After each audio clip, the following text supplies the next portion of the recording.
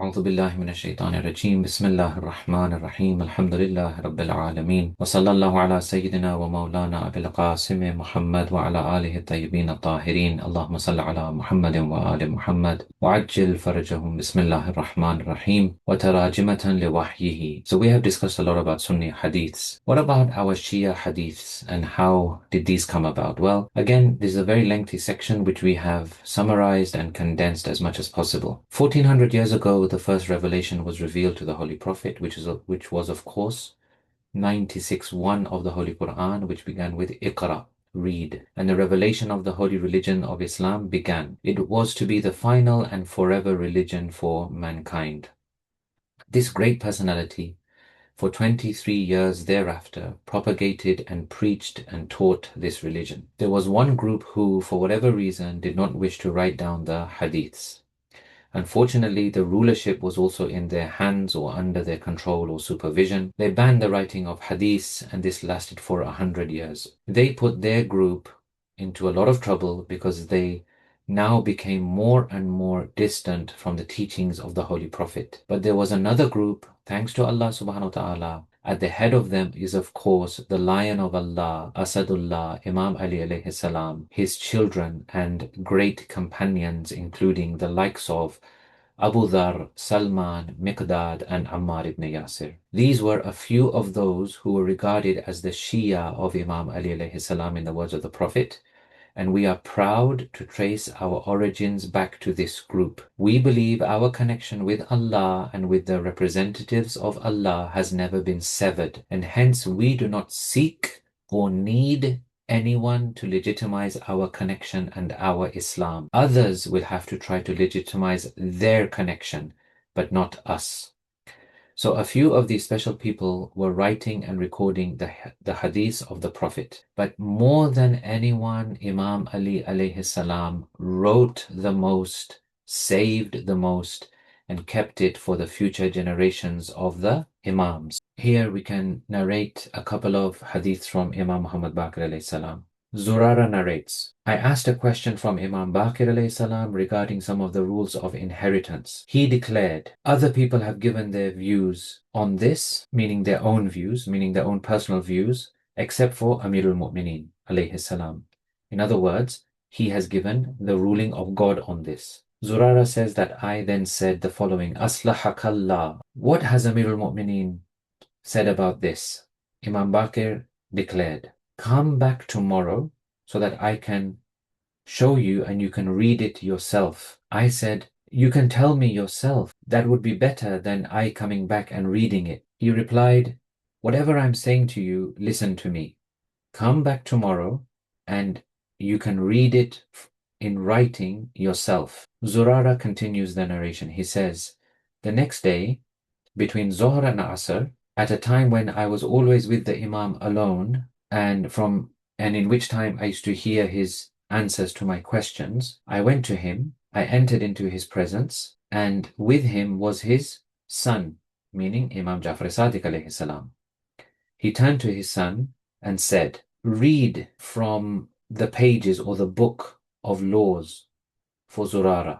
Imam Baqir alayhi salam then took our leave and went. It was me and Ja'far alone. Imam Sadiq alayhi salam went and brought out a scroll-like parchment or writing, which was all folded up and rolled up, which was so thick that it was like as thick as the thigh of a camel, and he brought it to me. The hadith goes on. Then he gave a part of it into my hand, and I could see how much there was in this scroll and how thick it was. And I could see that this is from a very old writing. After reading it, I again folded it up and rolled it up and I gave it back to Imam Sadiq. The next day, I met Imam Baqir alayhi salam. He said to me, did you read from the pages or the book of laws? I said, yes. He then said to me, O Zurarah, I swear by Allah, the truth is exactly that which you saw. What you saw was the dictation of the Prophet of God and the handwriting of Ali alayhi salam.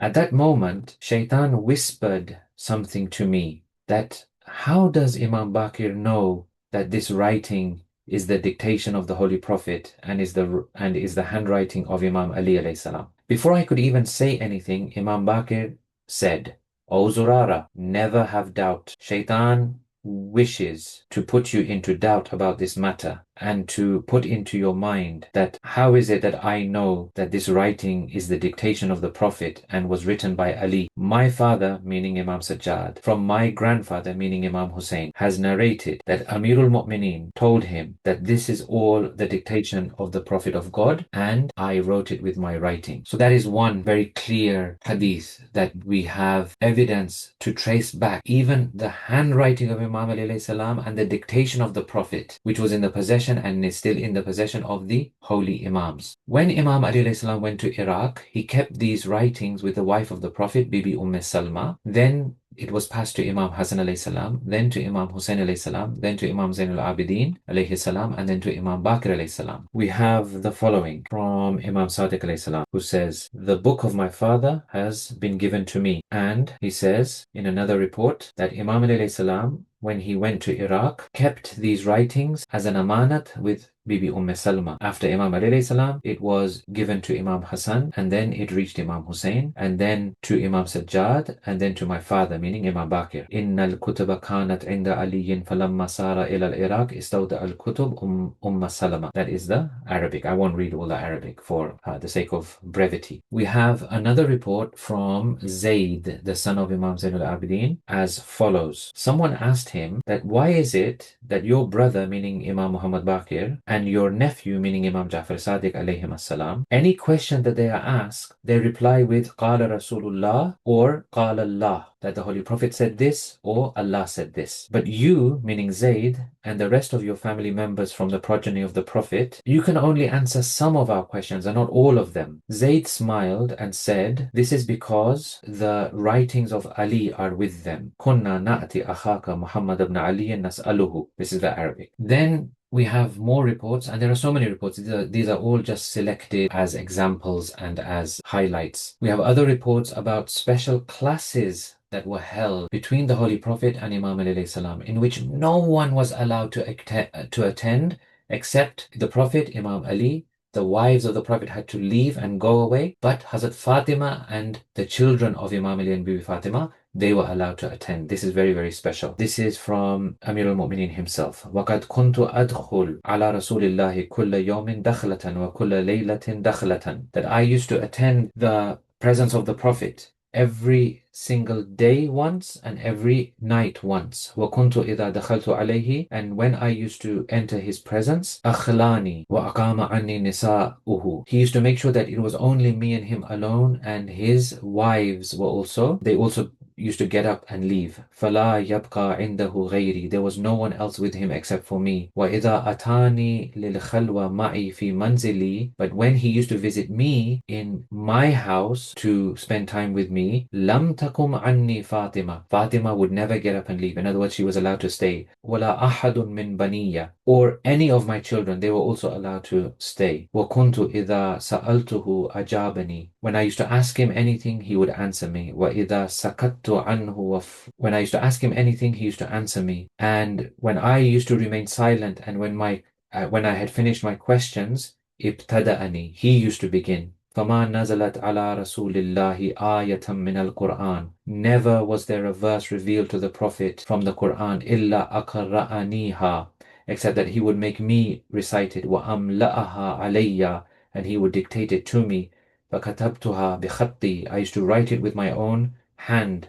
وَعَلَّمَنِي تَأْوِيلَهَا. He taught me the ta'wil, the depth of it, وَتَفْسِيرَهَا, and the exegesis or the commentary of it, وَنَاسِخَهَا وَمَنْسُوخَهَا, the abrogating parts of it and the abrogated parts of it, وَمُحْكَمَهَا وَمُتَشَابِهَهَا, the clear parts of it, the less clear or the ambiguous parts of it, وَخَاصَهَا وَعَامَّهَا, its specifics, its generality. And he prayed to Allah, and يُعْطِيَنِي فَهْمَهَا, that Allah grants me the complete understanding of it, وَحِفْظَهَا, and its memory, and that I would never forget. So I have never forgotten any verse from the book of Allah, nor any knowledge, أَمْلَأَهُ عَلَيَّ, that he dictated to me, وَكَتَبْتُهُ, and I've written everything since this time. So this was Imam Ali alayhi salam, that the Prophet used to spend time, special times, reserved times with Imam Ali alayhi salam and Bibi Fatima and their children, and this is very, very special knowledge. And these are only samples of the many reports in this regard. Now, this physical pages or this scroll or this rolled up piece of writing which was as thick as the thigh of a camel, what does this show us? It shows us a number of things. Number one, it shows us that absolutely there were physical pages and writings, and others could also read from them, like Zurarah, and see them. These were not what we might call spiritual matters that were written down, only reserved for Imam Ali and invisible to everyone else, or only for the Imams and for no one else. No, others could access it.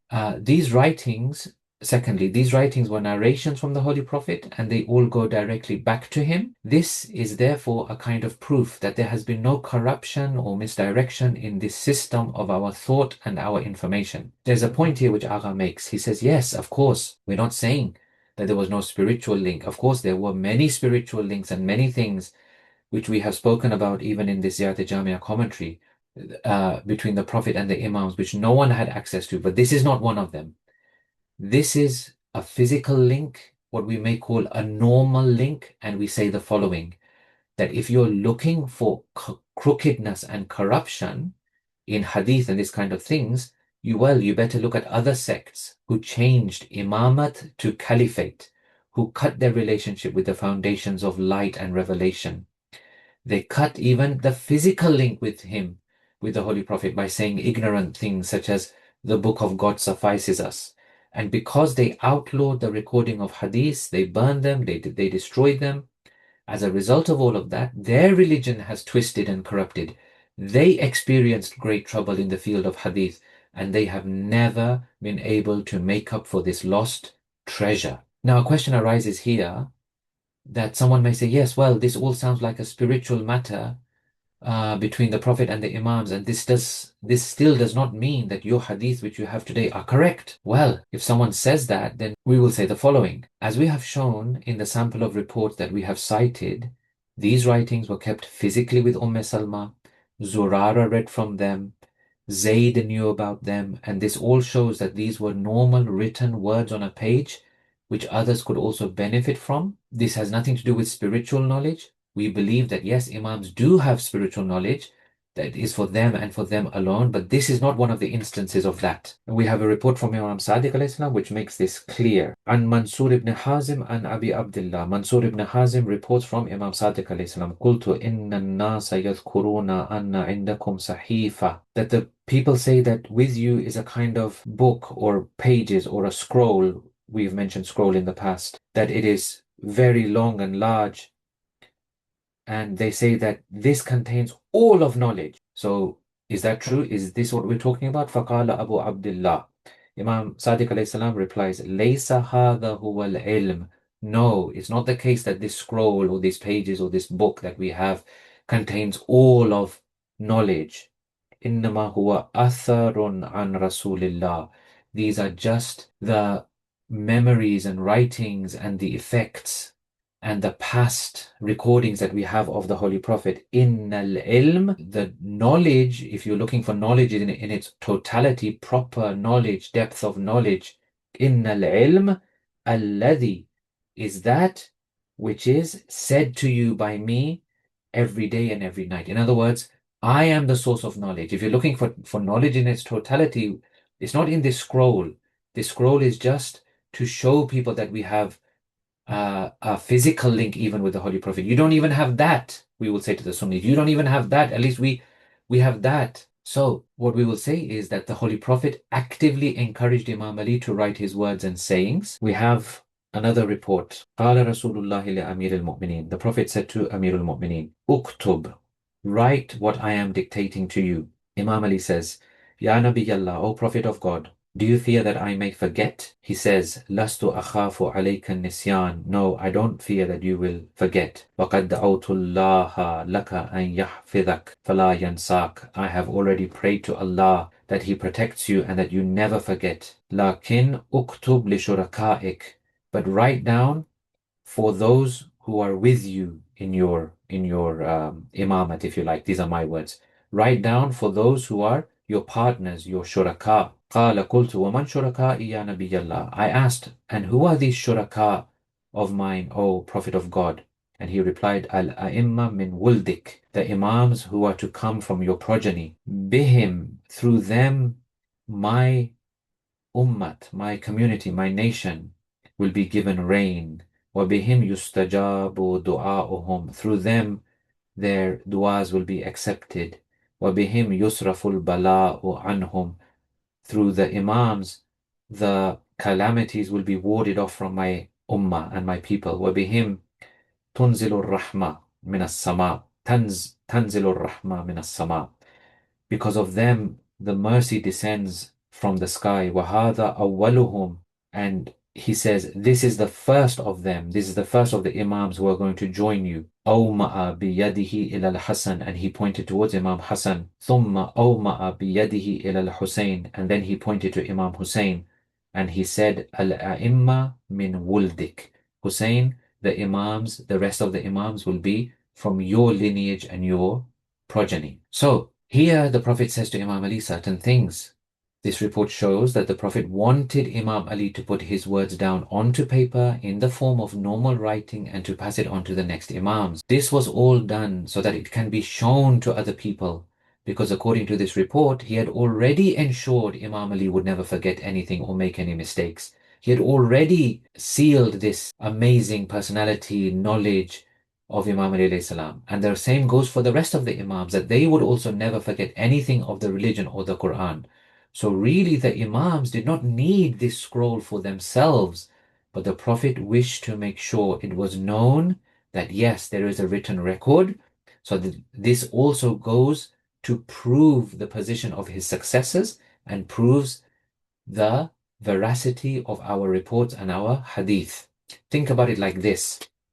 Ghadir Khum was done why? If Ghadir and the announcement on Ghadir did not happen, would that have meant that Imam Ali would not have been the successor of the Prophet? No. Ghadir Khum was done to prove to the people, to be a hujjat and a proof upon them. This was done to complete the argument upon them. We have another report which says the following: فَلَمْ يَعْلَمْ وَاللَّهِ رَسُولُ اللَّهِ حَرْفًا مِمَّا عَلَّمَهُ اللَّهِ.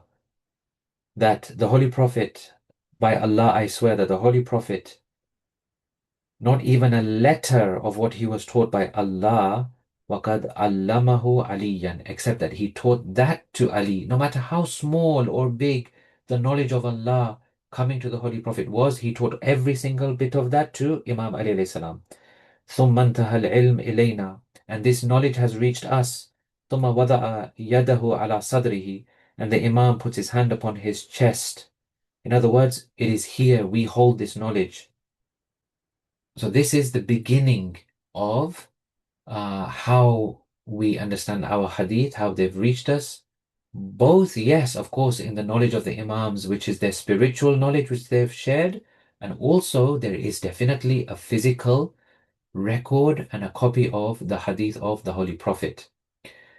Hence, what we say is all the hadiths of all the infallibles are proof for us. We don't just say whatever the Holy Prophet says, that's it. No, all of the Imams continue this.